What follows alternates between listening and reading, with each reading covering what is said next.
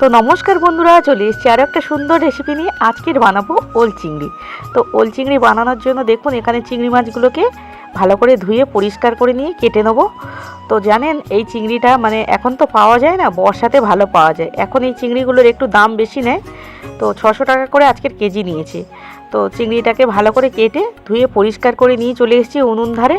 তো উনুনটাকে ভালো করে ধরিয়ে দিয়েছি, দিয়ে এবারে দেখুন তেলটাকে গরম করতে দিয়েছি। চিংড়ি মাছটা কেটে নিয়ে চলে এসেছি। তো চিংড়িগুলো বেশ বড় বড় সাইজ আছে জানেন, বড়গুলো বেছে নিয়েছি ওল আর চিংড়ি দিয়ে রান্না করব বলে। এই যে কড়াইতে তেল দিয়ে দিয়েছিলাম, চিংড়ি মাছটা তো ভাজা হয়ে গেছে, এবারে ওল আর আলুটাকে একটু লাল লাল করে ভেজে নেবো। তো নিয়ে ওই কড়াইতে আবার তেল দিয়ে দিয়েছি, দিয়ে এবারে পেঁয়াজটাকে একটু যখন ভাজা ভাজা হয়ে যাবে তখন আমি 1 চামচের মতন দিয়ে দেবো আদা রসুনের পেস্ট। তারপরে দিয়ে মশলাটাকে ভালো করে কষিয়ে নেবো। নেওয়ার পর এখানে ধনে আর জিরেটাকে বেটে রেখেছিলাম ওটাকে দিয়ে দেবো। 1/2 চামচের মতন দিয়ে দিলাম কালারের জন্য হলুদ গুঁড়ো, আর দিয়ে দেবো 1/2 চামচ লঙ্কার গুঁড়ো। তো দিয়ে ভালো করে আমি মশলাটাকে কষিয়ে নেবো। আর হ্যাঁ, পরিমাণ মতো লবণও দিয়ে দিলাম, দিয়ে ভালো করে কষিয়ে নেবো। তেলের উপরে এই যে লঙ্কার গুঁড়ো হলুদ গুঁড়ো দেওয়ার ফলে কি হয়, মানে এই যে কালারটা, তরকারির কালারটা খুব সুন্দর আসে জানেন।